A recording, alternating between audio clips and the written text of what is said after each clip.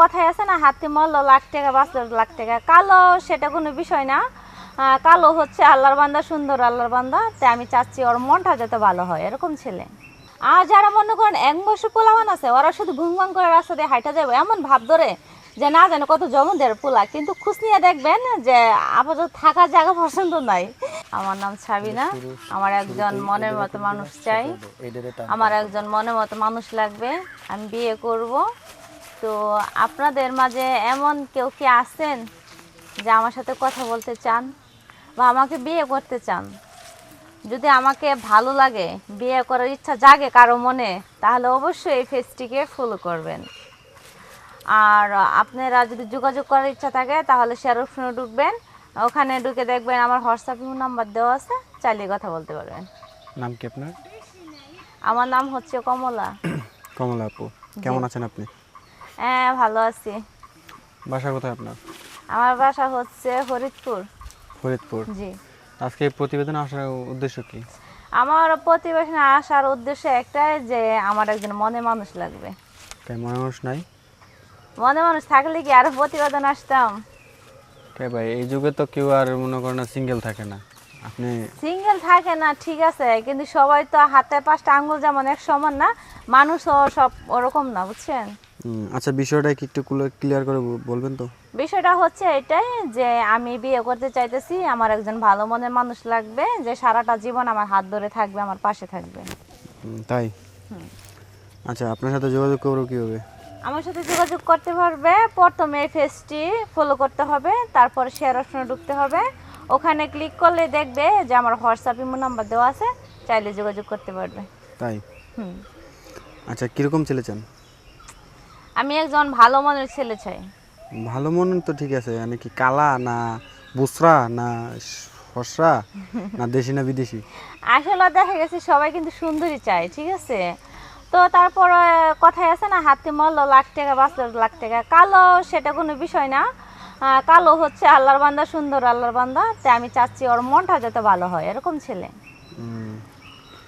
বয়স কীরকম লাগবে? বয়স আমার চাইতে যদি 8-10 বছর বড় হয় তাতে কোনো সমস্যা নেই, কারণ বয়সও কখনো এই করা যায় না, মাপা যায় না। তাই নাকি? জি। আপনার বয়স কত? আমার বয়স এই তো 26 চলতেছে। কি বলেন, 26 চলে? জি।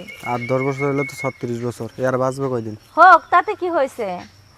বাঁচবো কদিন এটা কি কেউ গ্যারান্টি দিতে পারে? কারণ বাঁচা মারা তো হয়েছে আল্লাহর হাতে। যাদের মনে করেন, তাহলে যদি এটা হিসাব করে সবাই বিয়ে করতো, তাহলে যে মনে করেন 4 বছর 12 বছর 25 বছর বয়সে কিন্তু অনেকে মারা যায়, ঠিক আছে?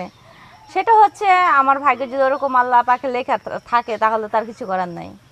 আচ্ছা, আমি একটা জিনিস বললাম না, যে কেউ প্রতিবেদন আসে না কেন সেই খালি বয়স্ক লোক চায়, এর কারণটা কি?